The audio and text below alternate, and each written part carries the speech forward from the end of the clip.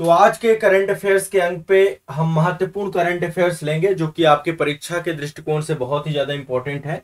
तो सबसे पहला करंट अफेयर्स आपका एक बहुराष्ट्रीय समुद्री अभ्यास होता है जिसको हम बोलते हैं मालाबार अभ्यास। मालाबार, ठीक है, अभ्यास मालाबार बहुराष्ट्रीय समुद्री अभ्यास है आपका, अभ्यास मालाबार। अब ये अभी 2022 वाला अभ्यास मालाबार जो है हुआ था, वो तो अब आज नहीं हुआ है, ये नवंबर 2022 में हुआ था, लेकिन आज मैं चर्चा कर रहा हूं, ठीक है।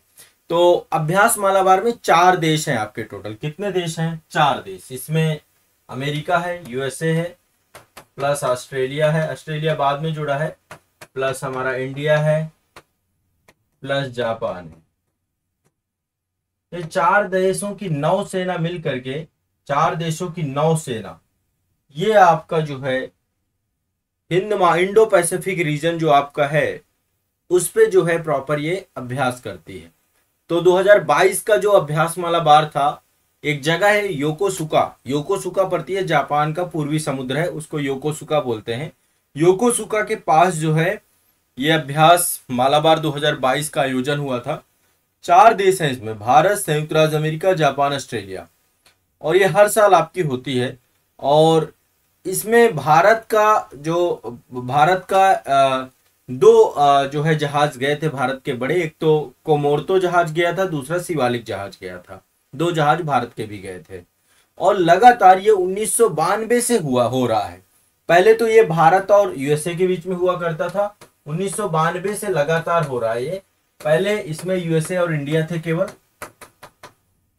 अब तो देखिए चाइना जब से आ गया तो अमेरिका के लिए बहुत महत्वपूर्ण हो गई है, मतलब प्रॉपर। और ऑस्ट्रेलिया अभी हाल ही में जुड़ा है इसमें, ऑस्ट्रेलिया अभी हाल ही में जुड़ा है। तो यह अभ्यास 1992 में भारत और संयुक्त राज्य अमेरिका की नौसेनाओं के द्वारा द्विपक्षीय अभ्यास के रूप में शुरू हुआ है और 2015 में ऑस्ट्रेलिया जुड़ा है इसमें। नहीं माफ करिएगा, जापान 2015 में जुड़ा है, ऑस्ट्रेलिया 2020 में जुड़ा है, जापान 2015 में जुड़ा है इसमें। तो टोटल ये, अब आप ये काउंटर चाइना भी इसको देख सकते हैं, चाइना के ऊपर भी एक प्रेशर क्रिएट करना है। वैसे इसका अल्टीमेट जो उद्देश्य है, हिडन उद्देश्य चाइना के ऊपर एक आज वर्तमान में जो चाइना का प्रभाव बढ़ रहा है, जो आपका जो पूर्वी प्रशांत महासागर क्षेत्र है या हिंद महासागर क्षेत्र है, तो इन चारों नौसेनाओं के बीच में परस्पर कार्य क्षमता बढ़ाना, समुद्री सुरक्षा संचालनों और प्रक्रियाओं को आम सूझबूझ से विकसित करना। बस आपको ये पता रहना है अभ्यास मालाबार क्या है। एक सैन्य अभ्यास है जो कि चारों देशों की नौसेनाओं के बीच में होता है और ये अपने आप में बहुत बड़ा और बहुत विस्तृत आपका सैन्य अभ्यास है, ठीक है, ये आपको ध्यान रखना है। क्लियर है, स्पष्ट है? चलो अगला चलते हैं। ये आप देख पा रहे होंगे, अब आज की क्षेत्र, आप आज देखिए महिलाओं के द्वारा लगातार जो है बड़े स्तर पे हर क्षेत्र में उपलब्धि हासिल की जा रही है, चाहे जितनी भी कठिन परिस्थिति हो और चाहे कितना भी कठिन एग्जाम हो, हर क्षेत्र में हमारे देश की जो बच्चियां हैं, हमारे देश की जो महिलाएं हैं, वो लगातार अपने आप को साबित कर रही हैं। और जो महिला सशक्तिकरण की दिशा में प्रयास किए गए, उन प्रयासों में से एक ये भी प्रयास है। आपको पता है कि भारत की जो सबसे टफेस्ट पोस्ट है ना, भारत विश्व का सबसे ऊंचा बैटल ग्राउंड है, वो सियाचिन है और यहाँ पे टेम्परेचर हमेशा -40 डिग्री रहता है। तो अभी जो है सियाचिन में एक पोस्ट है जिसका नाम है कुमार पोस्ट, वहां पर जो है भारत की पहली महिला अधिकारी को जो है तैनात किया गया है, ठीक है। भारत की पहली महिला अधिकारी आप देख सकते हैं यहाँ पर, जो व्हाइट कलर के ड्रेस पे हैं, इनका नाम आपको ध्यान रखना है, कैप्टन शिवा चौहान, कैप्टन शिवा चौहान है ये। और ये जो है सियाचिन ग्लेशियर में तैनात होने वाली भारत की पहली महिला बनी है, शिवा चौहान, ये आपको याद रखना है। देखो ये पूछा जाएगा, ये मतलब बिल्कुल श्योरिटी के साथ मैं आपको बोल रहा हूं। तो सियाचिन विश्व का सबसे ऊंचा युद्ध क्षेत्र है, आप सभी जानते हैं, ठीक है। सियाचिन विश्व का सबसे ऊंचा युद्ध क्षेत्र है और आपको ये ध्यान रखना है कि जो है सियाचिन ग्लेशियर में मतलब बहुत लंबा विवाद रहा भारत पाकिस्तान के बीच में, और ऐसे में भारत के द्वारा सियाचिन क्षेत्र को जो है अपने अंडर पे लेकर के, और बहुत जरूरी उसकी स्ट्रेटेजिक जो उसकी हाइट है, वो हाइट उसको जो है बहुत महत्व प्रदान करती है, भूसामरिक तौर पे बहुत इंपॉर्टेंट है। तो नुब्रा नदी घाटी पड़ती है, नुब्रा नदी से होकर के सियाचिन जाते हैं भारतीय सैनिक। तो कैप्टन शिवा चौहान ये भारत की पहली महिला अधिकारी बन गई है जो सियाचिन की कुमार पोस्ट पे सक्रिय रूप से तैनात हो गई है। ठीक है, ध्यान रखना है। और बड़ी ठंड है, बड़ी ठिठुरन है यहाँ पे, और बहुत चैलेंजिंग परिस्थितियां हैं यहाँ पे, ये आपको ध्यान रखना है। एक फैक्ट और यहाँ पे मैं आपके साथ ऐड कर देता हूँ। अभी हाल ही में उत्तर प्रदेश मिर्जापुर की सानिया मिर्जा, इन्होंने एनडीए की परीक्षा में 149वां स्थान प्राप्त किया, 149। ठीक है, एनडीए में सानिया मिर्जा नाम है इनका। ये भारत की मतलब भारतीय वायुसेना में सिलेक्शन हुआ है इनका, और भारतीय वायुसेना में पहली मुस्लिम फाइटर पायलट बन गई है ये। ठीक है, भारतीय वायुसेना में पहली मुस्लिम फाइटर पायलट बनी है सानिया मिर्जा। इससे भी क्वेश्चन पूछा जा सकता है, तो ये भी आप ध्यान रखिएगा। ठीक है, उत्तर प्रदेश के मिर्जापुर की सानिया मिर्जा ने एनडीए की परीक्षा में 149वां स्थान प्राप्त किया, और वह भारतीय वायुसेना में पहली मुस्लिम फाइटर बन गई। ठीक है, ये आपको ध्यान रखना है। चलिए आगे चलते हैं। नेक्स्ट अगला है पेटा इंडिया। इसके बारे में तो आप सभी जानते हैं, एनिमल्स प्रोटेक्शन को लेकर के काम करता है आपका। ठीक है, पेटा इंडिया सभी जानते हैं पेटा इंडिया के बारे में कि नहीं जानते? तो पेटा इंडिया 2022 में इन्होंने पर्सन ऑफ द ईयर चुना है, और इन्होंने पर्सन ऑफ द ईयर किसे चुना है? सोनाक्षी सिन्हा को। ठीक है, सोनाक्षी सिन्हा को पेटा इंडिया के द्वारा पर्सन ऑफ द ईयर चुना गया है। और सोनाक्षी सिन्हा को यह पुरस्कार पेटा इंडिया के द्वारा उनके द्वारा चमड़े की वस्तुओं के खिलाफ की गई मजबूत वकालत के लिए दिया गया है। चमड़े की वस्तुएं, आपको पता है कि जो जीव जंतुओं के चमड़े होते हैं, तो प्रतिवर्ष चमड़े के सामान में करोड़ों जानवरों की मौत होती है। आपको पता है, चाहे गाय हो, भैंस हो, बकरी हो, कुत्ता हो, बिल्ली हो, हिरन हो, सभी को मार दिया जाता है, और उनसे चमड़ा जो प्राप्त होता है उससे बहुत सारे जो है वस्तुएं बनती है। तो सोनाक्षी सिन्हा ने जो है चमड़े की वस्तुओं के खिलाफ एक मजबूत जो है पहल स्टार्ट की थी। उसी के लिए पेटा इंडिया के द्वारा इनको पर्सन ऑफ द ईयर चुना गया। ध्यान रखिएगा, इससे पहले 2021 में पर्सन ऑफ द ईयर चुना गया था आलिया भट्ट को। ठीक है, अभिनेत्री आलिया भट्ट को चुना गया था, और इस बार पर्सन ऑफ द ईयर चुना गया है सोनाक्षी सिन्हा को। ध्यान रखना है, ये क्वेश्चन भी आपको ध्यान रखना है।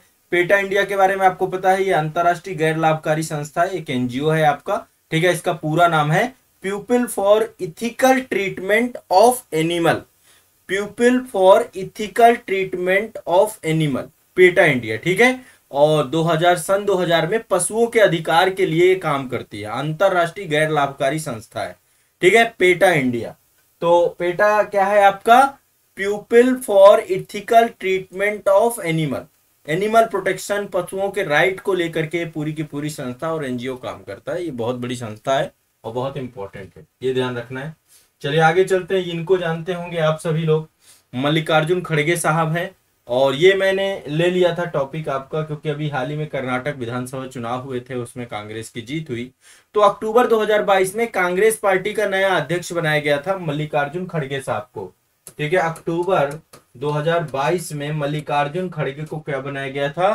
कांग्रेस का नया अध्यक्ष बनाया गया। पहले देखो, कांग्रेस बहुत पुरानी पार्टी है, और बहुत सारे जब कांग्रेस अधिवेशन होते थे कांग्रेस के अध्यक्ष चुने जाते थे, और ये काफी लंबे समय के अंतराल जो है गांधी परिवार के बाद खड़गे जो है बने हैं।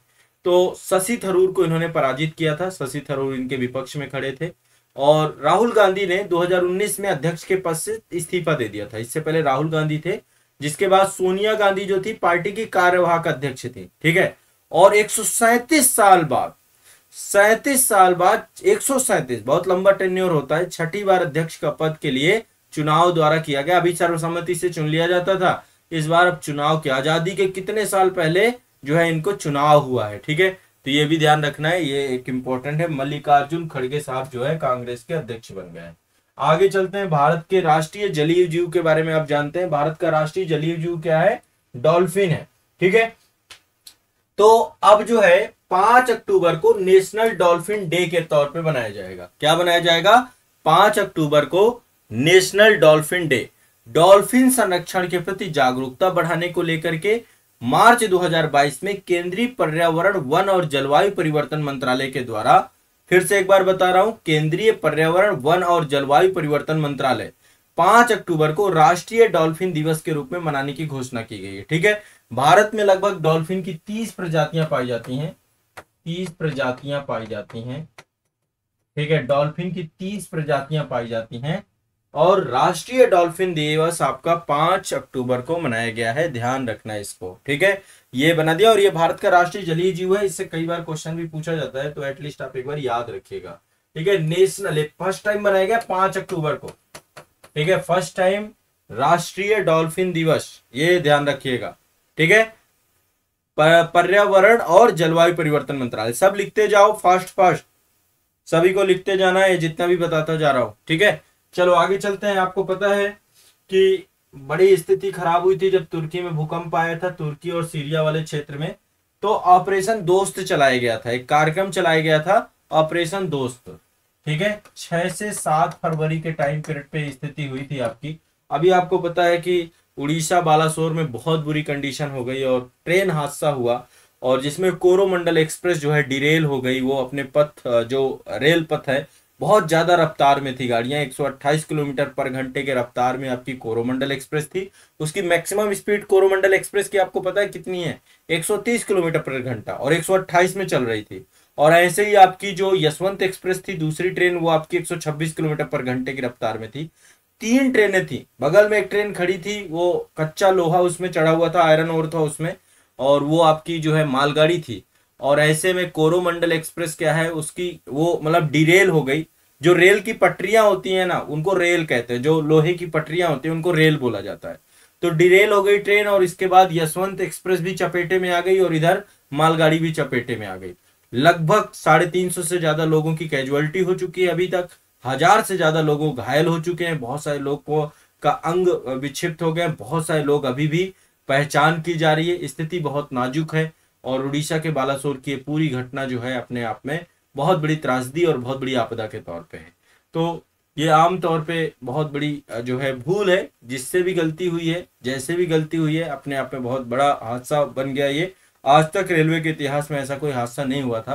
तो यहाँ पे मैं बात कर रहा हूँ जो प्राकृतिक आपदा आई थी तुर्की और सीरिया में 6 से 7 फरवरी 2023 को। तो भारत सरकार के द्वारा ऑपरेशन दोस्त चलाया गया था, और इस कार्यक्रम में भारत ने निस्वार्थ भाव से तुर्की और सीरिया की मदद की थी, ठीक है। तो भारत सरकार के द्वारा जो है राहत और बचाव कार्य किया गया था। इसमें भारत सरकार की एनडीआरएफ जो आपकी है, सेना है, वायुसेना है, और अन्य विभागों के जवान यहाँ पर भेजे गए थे, और इस पे काम किया गया था, ठीक है। इससे पहले एक आपको पता ऑपरेशन गंगा कब चलाया गया था? ऑपरेशन गंगा रशिया यूक्रेन युद्ध में भारतीय सैनिकों को बाहर निकालने के लिए, ठीक है। ये तो आपका हो गया ऑपरेशन दोस्त, ये आपको ध्यान रखना है, तुर्की सीरिया वाले क्षेत्र में हिंसा जो हुई है। और एक है ऑपरेशन गंगा। ऑपरेशन गंगा आपका क्या है? रूस यूक्रेन संघर्ष के बीच में जो थे भारतीयों को बाहर लाने के लिए, तो वो उसमें ऑपरेशन गंगा। एक आपको ऑपरेशन कावेरी था। ऑपरेशन कावेरी में सूडान में हिंसा चल रही थी, दक्षिणी सूडान में, वहां से भारतीयों को लाने के लिए ऑपरेशन कावेरी चलाया गया है। तो 3 ऑपरेशन ध्यान रखेगा। ऑपरेशन दोस्त आपका तुर्की और सीरिया, ऑपरेशन कावेरी आपका ये सूडान से, जो सूडान वाले क्षेत्र में हिंसा चल रही थी वहां से भारतीयों को निकालने के लिए ऑपरेशन कावेरी, और ऑपरेशन गंगा रूस यूक्रेन युद्ध के मध्य भारतीयों को निकालने के लिए। स्पष्ट है, क्लियर है? ये 3 ऑपरेशन आपको रट जाना चाहिए, कोई गड़बड़ मत करना, ठीक है, कोई गड़बड़ मत करना, ठीक है। यहाँ पे एक चीज याद कर लो, ये पर्सन है, इनका नाम है, आप सभी इनका नाम याद करें, श्री शरद कमल अचंता, इनका नाम सभी को रट लेना है, श्री शरद कमल अचंता। ये टेबल टेनिस से जुड़े हुए हैं, और नवंबर 2022 में राष्ट्रपति द्रौपदी मुर्मू जी के हाथों से इनको जो है मेजर ध्यानचंद्र खेल रत्न पुरस्कार मिला है। क्या मिला है? मेजर ध्यानचंद्र खेल रत्न पुरस्कार। मेजर ध्यानचंद्र खेल रत्न पुरस्कार शरद कमल अचंता को मिला है टेबल टेनिस के लिए, शरद कमल अचंता को टेबल टेनिस के लिए। इसके बाद राष्ट्रीय खेल पुरस्कार दिए गए हैं, बाद में कभी चर्चा करेंगे। अर्जुन पुरस्कार दिए गए हैं, अर्जुन पुरस्कार के बाद द्रोणाचार्य पुरस्कार दिए गए हैं, लाइफ टाइम श्रेणी के बहुत सारे पुरस्कार दिए गए हैं, तो कई सारे पुरस्कार मिले हैं आपके, ठीक है। तो ये शरद कमल अचंता हैं, और इनको ये पुरस्कार मिला है, और ये टेबल टेनिस के महान खिलाड़ियों में से एक है आपके, ठीक है। तो एक तो शरद कमल अचंता को मेजर ध्यानचंद पुरस्कार मिला है, ये रट जाना है सभी को, ठीक है। दूसरा जो करंट अफेयर्स था, ऑपरेशन दोस्त मैंने बताया, ऑपरेशन गंगा बताया, ऑपरेशन कावेरी बताया, 3 ऑपरेशन बताया। ऑपरेशन दोस्त तुर्की Syria, operation Ganga Bharat Ukraine, और ऑपरेशन कावेरी सूडान से भारतीयों को निकालने के लिए, ठीक है। इसके बाद मैंने बताया कि 5 अक्टूबर को राष्ट्रीय डॉल्फिन दिवस मनाया जाता है आपका, ये पहली बार जो है इसको बनाया गया।